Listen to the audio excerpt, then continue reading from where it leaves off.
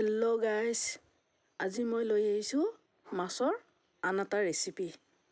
খাবলৈ ইমানেই সোৱাদ হৈছে, আপোনালোকে এবাৰ মোৰ ভিডিঅ'টো চাব।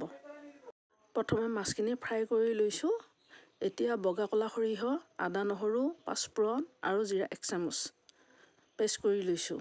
আৰু ইফালে বিলাহী অলপ ফাপাই লৈছোঁ, পিঁয়াজ কুটি লৈছোঁ, কেঁচা মটৰ, ধনিয়া পেষ্ট কৰি লৈছোঁ। ইফালে কেৰাহীত পিঁয়াজ ভাজি লৈছোঁ, তেজপাত দুখিলা দিছোঁ। এতিয়া আদা নহৰু পেষ্ট দি পিঁয়াজখিনি ভালদৰে ভাজি লৈছোঁ। এতিয়া জোখমতে নিমখ দিছোঁ, হালধি দিছোঁ আৰু অলপ ভাজি লৈছোঁ। এতিয়া বিলাহীৰ পেষ্ট দি আৰু অলপ ভাজি ল'ম।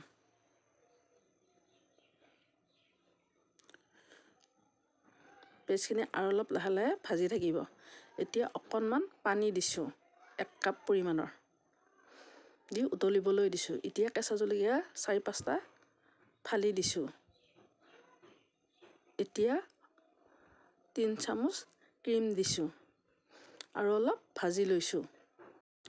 ফ্ৰাই কৰি থোৱা মাছকেইটা দি উতলিবলৈ দিছোঁ।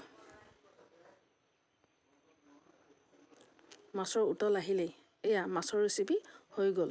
এই মাছৰ ৰেচিপিটো বনাইছে মোৰ ডাঙৰ বৌয়ে। খাবলৈ ইমানেই সোৱাদ হৈছে কি ক'ম। এবাৰ বনাই খাই চালে আপোনালোকে এই সোৱাদটো পাব। এবাৰ ট্ৰাই কৰি চাব।